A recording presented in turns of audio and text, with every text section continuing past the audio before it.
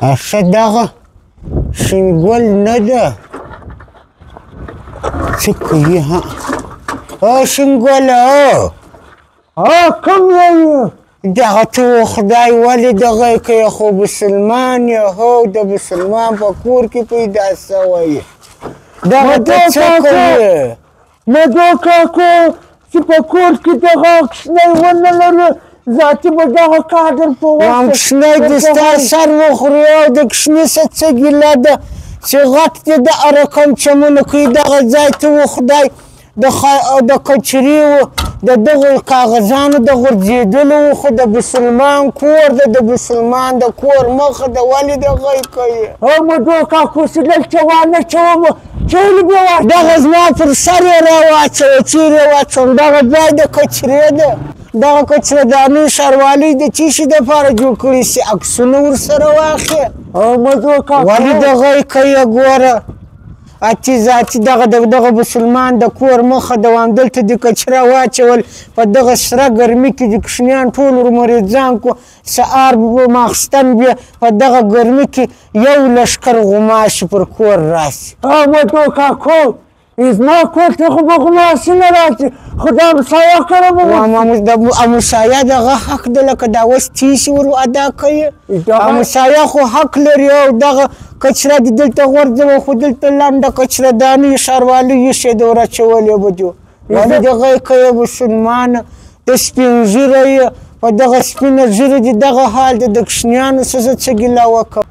مدو کاکو د دغه کلي مشر یم د دغو حق خو به لرم چې د دغه د اول و د اشما و د اول جواز ته دغه خاورې واچوم ولې چاک در کړی مشر یې نو څنګه وکړم مدو څنګه کوې اوس په دغه ستا سر نه خلاصېږي دلته دې کچره واچوله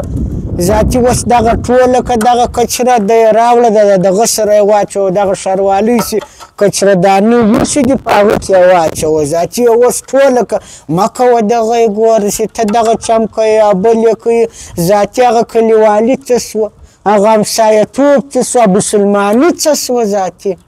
قسم د مدو کاکو ته خو دغه دی وام ته خو د دغه کلي سپین ږیری یې مشر یې وي ذاتي هغه اودلامو کوری وایي سپین ږیري شي بې لارې شي هلکان څه ملامت چې نو دغه به نو ولې کوې والله دغه د عبدالله مکري ذاتي تاثیر راباندې وکړو مدو کاکو نو دغه دی ستا قربان شمه زه به هم دغه کار وکړم ذاتي به دا ښاروالۍ په دا کچردانۍ کې وغورځوم خو بیا چې دغه مسلماني ده دغه د خلکو حق ده ذاتي ور واچوه زه درسه ولاړم دغه دی نو خو یو ګیلاس شنې چای به درته راوړي ولاړ به سمه شنې چای به قربان شم اول خو زه شنې چای نه خورم تورې به درته راوړي اوسه قربان دې سم دغه ټول که ذاتي ایسته که د دغه ځای دغه اوه دغه ده مسلماني دغه ځای ته راورسېده بله ورځ یې د کور مخ ته یو کوشني چوټه غورځولې وه ټول کلی یې پر سر راخیستی و نن یې د بل مسلمان د کور مخ ته یوه ګاډۍ کچره خالي کړه دغه ته مسلماني وایي دغه مسلمان علیکم السلام ستړی به شفیع ولایه ښه یې دغه شینګل ګاډۍ را روانه کړې ده ذاتي یې د بل مسلمان د کور مخ ته کچره وغورځول یه کوشنیان مې له ګرمۍ څخه دی ساتلي دي په زه و خدای کې چې دوه لمره سکې ووایي خیر یې چې دعا یې راته کوه خدای په امان ذاتي دغه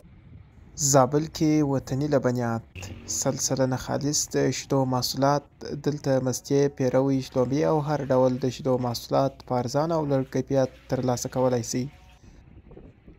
ادرس زابل د قصابانو کوڅې پای ته څیرمه د پخواني روغتون پر سړک باندې